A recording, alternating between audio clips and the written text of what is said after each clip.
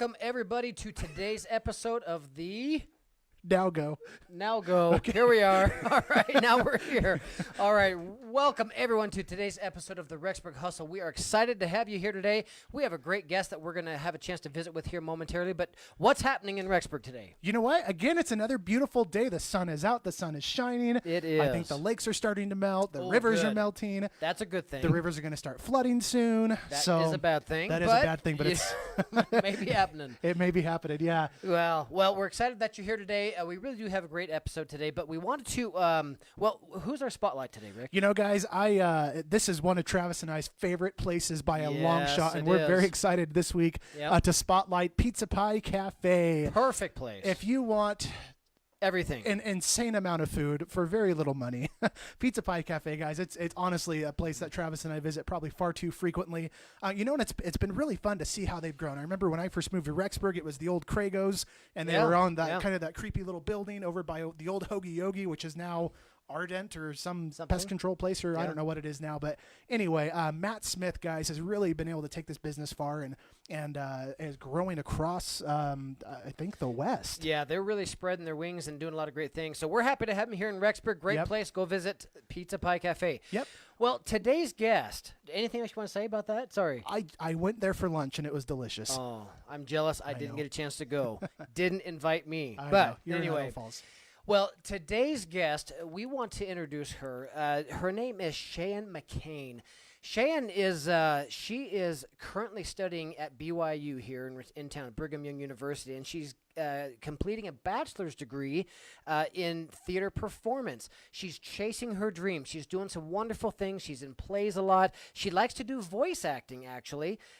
She loves to touch the community by singing songs or shooting a Disney movie quote, doing some great things. So we're excited to hear from her. We want to learn a little bit more about that, but also she has some life stories that she wants to share with us. You know, things that often get dealt with on our own personal lives again, and that's what this show is all about. We want each of you to reach out to us. If you've got a unique story, something you've conquered, overcome, something you're dealing with, a triumph, a success, simply why you came to Rexburg even, we want to hear from you. But let's go and have Sheahan McCain come on. We'd love to hear from her, and come on over, Sheahan. Yeah, and as she's walking up, guys, we want to try something a little bit different today. If you guys are watching on our live stream right now and you have any questions, we'd like to dedicate a little bit of time at the end to any questions that you guys have during the live stream. So please, guys, don't hesitate to ask her questions, because we'll pass them on to Sheahan, and we'll see what answers she has for you guys. So we'd love to interact with you guys a little bit more and involve you guys a little bit more. Also, on that note, if you are watching the live stream, please make sure to like and share our page. Absolutely. And if you're listening the podcast app, please make sure to subscribe and download every single one of our episodes and share them with everybody in your phone contact list. Perfect. Anything else? No, that's all. That's it. Okay. Well, great. Sheahan, we are excited that you're here today with us. And, she reached out to us saying, hey, guys, I've got something I want to share with everybody. And we thought, perfect.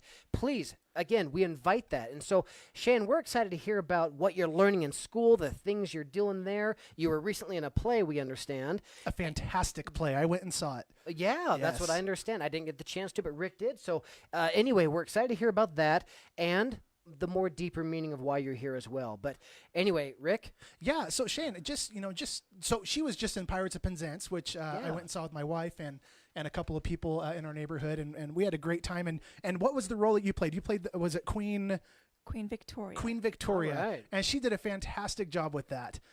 She was up there rocking it on stage and singing and dancing, and really, I was very impressed. I specifically remember your role, and when you told me that was you, I'm just like, no way! Like, that was awesome. So, first of all, congratulations on that. You guys all did such a fantastic job in that play. I wish everybody could have gone and seen it, because it was a lot of fun. But now, Sheahan, just so everybody can get to know you, why don't you tell us a little bit of your background, where you're from, a little bit about your family, and let's just start with that. Okay. Hello, everybody. My name is Sheahan McCain. I am from Nampa, Idaho. I have two beautiful, lovely sisters, two amazing parents, and my eldest sister, recently had my first niece. Oh, fun. That is so fun. That's great. That's great. That's first awesome. niece. How about that? Wow. Yeah. I was going to ask, is it a boy or a girl? But then I remembered that was a dumb question. A niece. So, might give that one away. But It that's right. It might, yeah. Yeah. That's right. Great. Anything else? So, Nampa, not too far away. Yes, That's not great. too far away. Great. What great. made you decide on coming to BYU Idaho? Well, so my sister, when she was looking into colleges, we went on kind of like a college tour Okay. to all the local colleges and the colleges around in other states. Mm-hmm. And when we came to Rexburg specifically, I felt the spirit of Rexburg, and I was confident that I would be able to settle here. Can you Good. what was that? Can you describe the spirit of Rexburg? Yes. And let me stop you just for a second, because that's a great question. The spirit of Rix, the spirit of Rexburg. This is something that is mentioned a lot in town. So the fact that you were drawn here through that, I'm curious to hear this too. Okay, so the first time I stepped on campus, I felt almost as if I stepped into another home. Interesting. I felt loved. I felt empowered in a way. And I felt all my nerves and anxieties just vanish. And for me, that's very powerful. Wow. Wow. Had you ever felt that before? No. So it was a very unique feeling Yes. coming to Rexburg. As Wow. Travis mentioned, that's something we hear in the industry that we work in. We work with a lot of people who are, relocating to Rexburg, and it's so interesting because I think, we hear that a lot, and it's almost become cliche in our area. But boy, is it a real thing. It's and you felt it, and so many other people that have come to this area have felt that exact same thing. So that's cool. And how's your experience been so far here at BYU Idaho? Oh, I love it here. It's amazing. Yeah, good. What are some of your favorite things to do here in Rexburg? Oh, okay. So my favorite thing to do, hands down, is the murder mystery parties or like the dinners. I didn't even know they had those. Yeah, I love to dress up and then show up and have like a meal and just accuse people of being the murderer. Wow, there you go. It's the best thing. Oh, that is so good. cool. That is so fun. So theater, I mean, that speaks to what you just said. Okay, so theater. What drew you to theater? Why do you like that? What is it about it that you are attracted to? Oh, that's a good question. So I was drawn to theater ever since I was a little kid, mainly due to cartoons. Sure.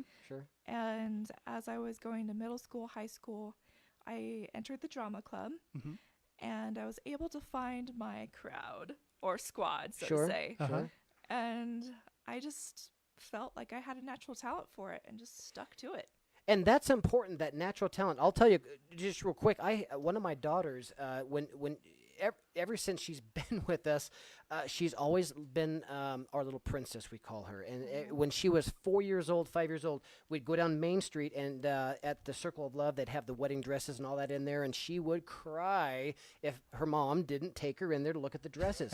To this day, she makes her own dresses. She creates her own stuff. She found her niche. So I can relate with my own daughter on maybe what you're talking about, and that's a wonderful thing. When you've got that thing within you that speaks, let it go. I mean, embrace it and enjoy it. So that's wonderful. Good for you. Dang, is your daughter talented. Travis, a lot of times has had, the proud dad moments where he'll show me the pictures of what she's made, and I'm just like, holy smokes, like, it's amazing. So It is. And so certainly we encourage anyone like yourself that has a dream, a vision, a desire to do something, do it. It doesn't matter what it is. If it's on purpose and you want to, you're successful. So that's great. Good for you. Anything else you want to share about that before we move on to the next subject? Well, from my perspective, being successful, it comes from where you define success. Okay. And success for me is the journey, how I got here. And success, we often think of fame, fortune, right. being successful, or just other kind of goals as being a student, like top A's, all sorts of things like that. But as long as you change your paradigm and focus on what success brings you as happiness or other goals, then you're successful. That is perfect. That could not have very been true. said any better. Thank you for sharing that. That is great. Rewatch that over and over and over. That was very good advice. I feel like that may become a quote that we put on our wall or something. Very much so. Yeah, because I feel like just speaking to what you just said, so many people go chase after that success forever and then realize that they never achieve it. But if you can find the success as the journey to getting to reaching some of your goals, which is probably, the mentality that you have, what a happier life it's going to be. What a better way to live by enjoying that journey and finding success in the journey than just constantly being dissatisfied and running and reaching towards something that you may never achieve. So that is fantastic advice. So let me ask, if we can make the shift with what you just said about success being this journey of satisfaction, of growing and learning, stumbling, successes, and just the whole experience, how has that helped you with some of your deeper experiences of life? You have mentioned, and let me just point this out, that one of the reasons why Sheahan is here is because she has some stories about depression, about some of these disabilities that she's had in her life and how she's conquered them and overcome them. So if we can shift into that and talk about this road of success to where you are today. Of course. So it started in elementary school. My parents saw that I was different, and they took me to the doctors concerned, and they found that I was sort of a late bloomer. And I couldn't hold a pencil at the time. I was having trouble walking and dyslexia, all that. What age fun was this stuff. at? This was around age 4 or 5. Wow. Okay. And my mom at the time worked half-time as a substitute teacher, so she got a lot of hands-on and personal with me. And the other half she was working at St. Luke's. And that's where I got my therapy to help me eventually hold a pencil. And that took me until 2nd grade to hold a pencil and write my name. Sure. Yeah, I used to have like these triangle crayons that my older sister loved to play with, but my mom would get really angry because those were mine and those are the only ones I could hold. Right. She still accuses me of that to this day. Yeah. Love you, sis. But So at a very young age, did you recognize this happening yourself? I mean, were you worried about it at age 4? Did you notice this? no, Yeah. not at age Yeah. 4. I was just more concerned about my companions, my peers. Yeah. I wanted to make sure that everybody was happy. And in doing so, I just thought that it was normal. It was just my normal. Okay. What was it that was causing you to not be able to hold a pencil? It was my motor skills. Okay. So for therapy example, I would be given this ball of clay, and it was usually yellow. And there were marbles deep inside that I would have to pull apart this clay and get to the marbles to really build up those motor muscles in my fingers. Once you started that, did it take very long to get through that and be able to function the way you wanted to? It took me a while, but eventually I got it. Okay, so at a young age, you recognized it, or mom recognized that maybe some Yes. things weren't coming along as fast as maybe ought to. So you went through the steps, got these things moving. Obviously, you're good today. That's great. Yes. But on the depression side, this is a subject that so many people deal with. I mean, we all have had it at different levels, at different times of life. I think everybody at some point in time walks through that same door. Yeah. What would you tell us, or maybe, I don't know if it's your experience you want to share, or what would you tell us about depression and getting through those moments when it doesn't feel so good? And if I could even ask it go a little bit more specific, I guess 2 questions. When did you recognize depression? Let's start with that one real quick. When did you recognize it in your life? I recognized depression in my ages of middle school, so 12, 13. Okay. My parents informed me that I had depression on both sides, from my mom's and my dad's side. Okay. Okay. And how did that affect your childhood? My middle school and my high school times were my darkest point of my life, and I don't have a lot of memories due to it. It's trapped behind a haze is the best way I can explain it. Yeah. What and if I get too personal, I mean, and I don't want to be offensive in any way. I just know that, the more open we can be and the more, because again, I know somebody watching is going to be going through what you went through in those ages. What was causing those I know it was depression, but is there anything specific? Was it lack of friends? Was it lack of being social? Was it being, I don't know, what do you have anything that would contribute to life being so dark?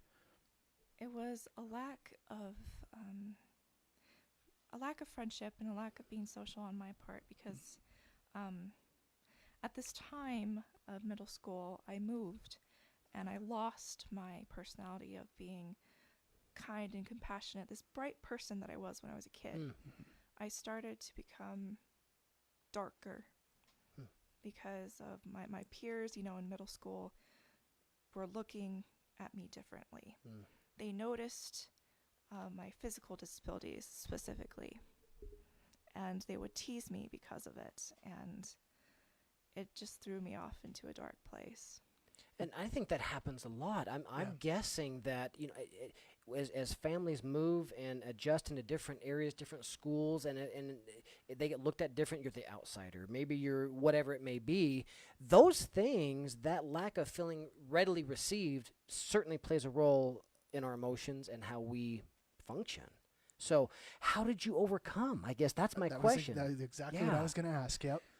So in my middle school time, I didn't have, you know, a lot of friends until another girl came in. She moved, and her name was Heather. And she was sitting all by herself, and I believe it was science class. And so I said, "Hey, can I sit by you?" And ever since then, Heather and I have been friends for a long time. Oh, that's great. And Yeah. more friends came from that. From that. Mm-hmm. And what grade was that in? That was in fifth kind of Okay. 6th grade. Okay.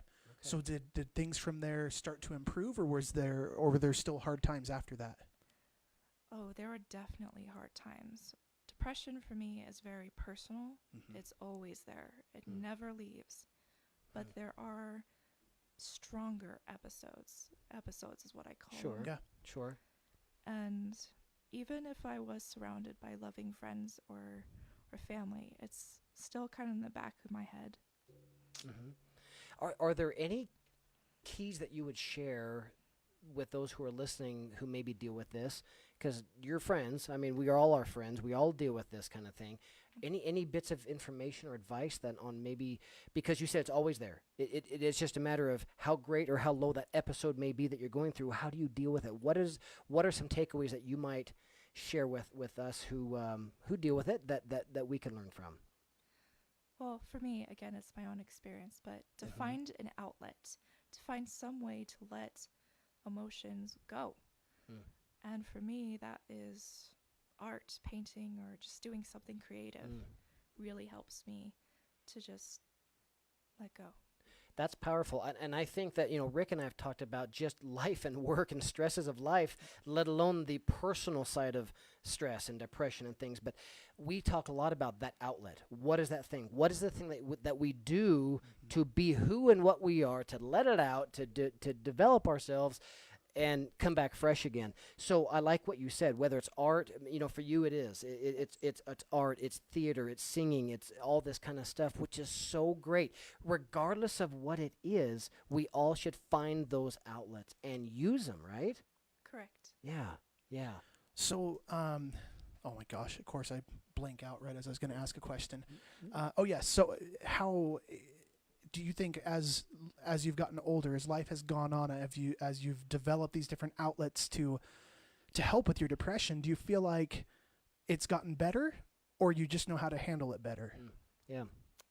The key is knowing how to handle it better. So you can actually tell when it's coming on.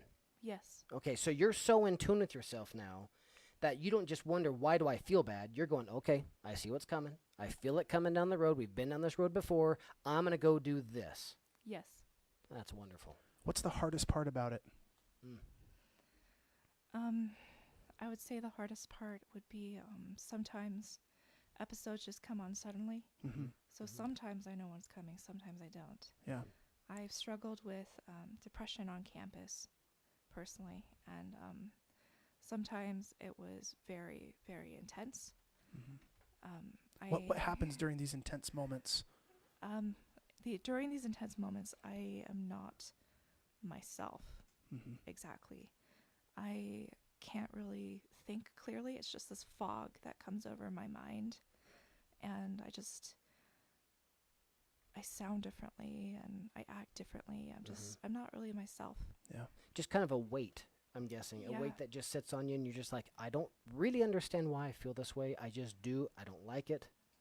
You And kind then, of just exist. right. Right. Mm-hmm. Do you then, is that where you turn to your art? Is that when you start turning to these other things? Can you do that in those moments, or does it take a little while?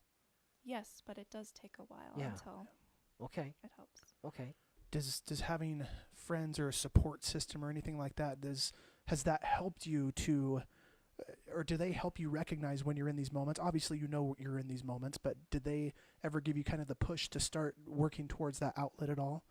Or is it something that you personally just have to decide? It's both. It's Is a it? little bit Okay. of both. So Mhm.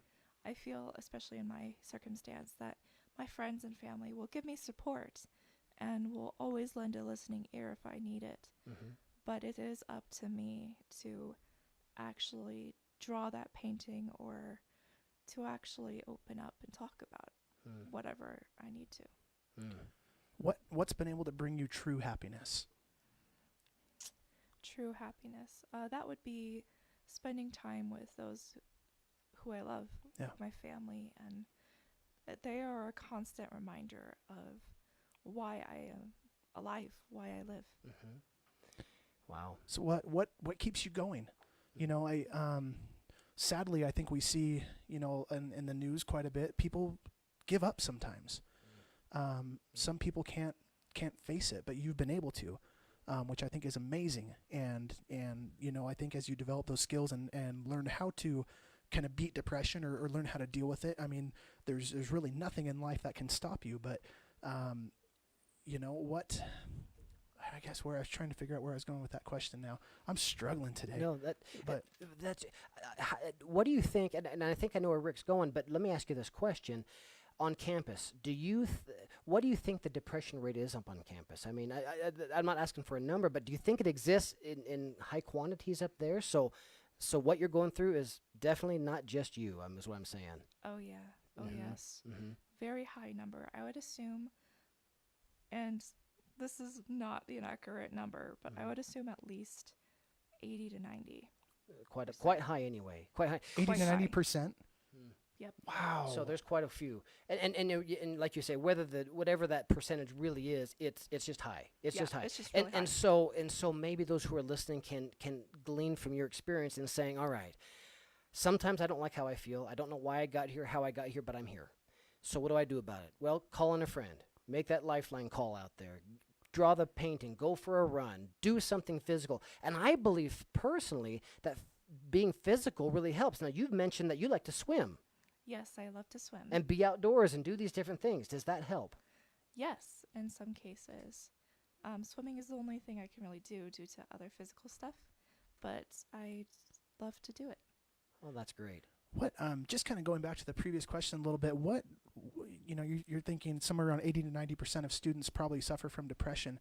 What do you think is contributing to such high depression numbers? Mm-hmm. Any ideas on that? Mm. I think personally we are more aware of depression and Mhm. how to find it, but also my doctor informed me that if you do have depression, then the hardest time for you will be as you become an adult. Mm. Your depression kind of just goes up and down and then kind of levels out. Yeah. That's just been my experience. What other depression? There's a lot of other things that I'm guessing can accompany that. Are there other issues that you've experienced? Depression is one, but are there other things, disabilities, discomforts, or trauma things that you've had to deal with, or is it mainly just the depression at that point? Take your pick. I've Yeah. had to deal So, with several. And that's what I was wondering is Yeah. because when we talk about depression, we think, okay, depression. But I don't think we realize the ripple effect of that leads into other things and other things. And so Yeah. there's really quite a lot that goes into this. And I'm so glad that you are able to recognize and deal with this successfully. And it may be going the rest of your life. Who knows? I know that I have my days on a regular basis too. So anyway, I'm just wanting to ask you that question is what else have you experienced because of depression? So mainly my depression, I've experienced a lot of anxiety, and my anxiety and depression go hand in hand. Mhm. Okay.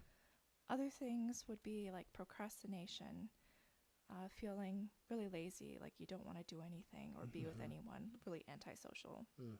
sort of vibes. It's led me to do some stupid things That's for all of us. Okay, that's all right. You're human. Yeah, yeah. Yeah, but with doing those stupid things, I was able to realize how much that Heavenly Father loves you, even though I suffer with depression. Oh, that's wonderful. You know, you talk about the spirit of Rexburg, and you talk about your experience on campus, that you feel at home, you feel safe there. What a better place to be when you have an issue like depression. You've got a support staff. You have, as you mentioned, your Heavenly Father who loves you. You've got spiritual belief. You've got a lot of things that can help you through this, and that's wonderful. In addition to your own will, your own excitement for theater, the things that you like to do. I think that's wonderful, and we sure appreciate you sharing this with us. I don't have any more questions. I just have one more before we Okay. wrap up here. Yeah. We just got a couple minutes left. But if you could just look directly at the camera, and if you could share a message with anybody who's watching or listening who is currently suffering from depression, what message would you share with them? Yeah. I know it's kind of putting you on the spot. I'm sorry. That's okay. But I think it's important for someone who's going through it and has been able to develop tools to help overcome it. I think it's important to share it with other people. I know things may seem tough right now, and that everything's almost against you, and you don't know what you're doing. But have confidence in those you love.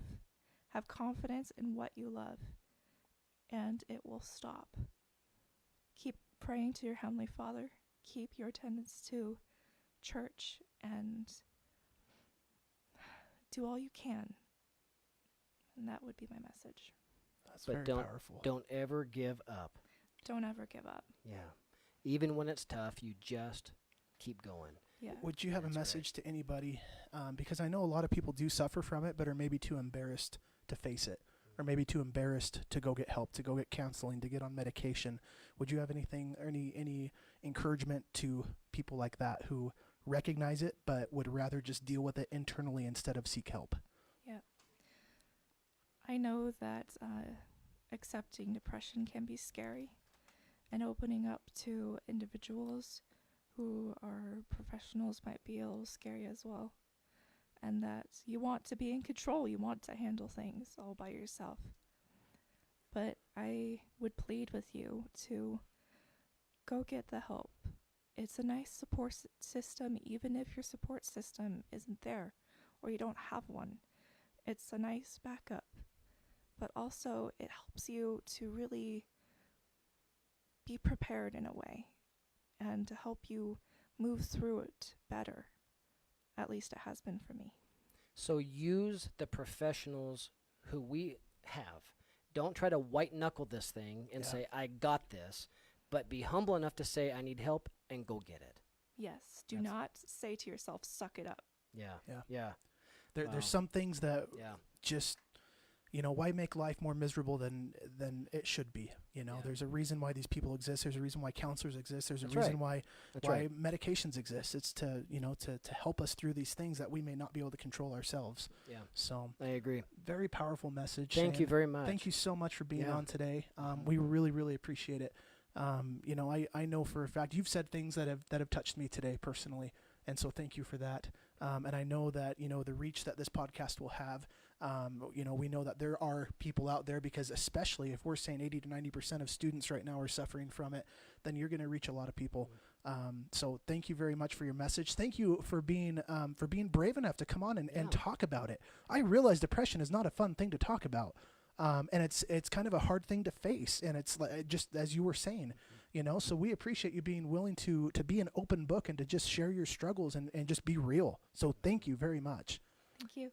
Yeah, we appreciate you very much. Thank you so much for sharing their story and helping us to know who and what you are. And this road to success is not the end in sight, but it's the road that you travel. That is success. And Yes. and having that courage to keep moving forward even when sometimes it's hard.